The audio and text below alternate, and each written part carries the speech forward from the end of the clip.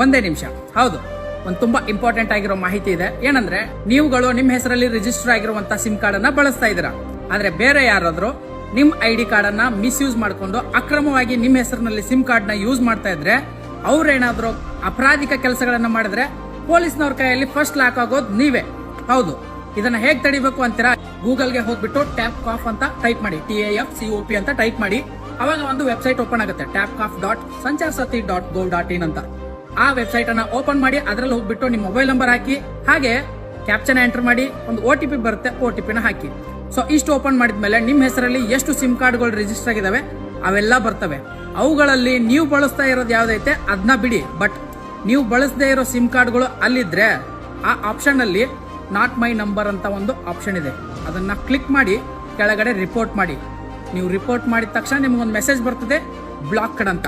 ಇದರಿಂದ ನೀವು ನಿಮ್ಮ ಹೆಸರಿನಲ್ಲಿ ಅಕ್ರಮವಾಗಿ ಯಾರಾದ್ರೂ ಸಿಮ್ ಕಾರ್ಡ್ ನ ಬಳಸ್ತಾ ಇರ್ತಾರಲ್ಲ ಅದನ್ನ ತಡೆಯಬಹುದಾಗಿದೆ.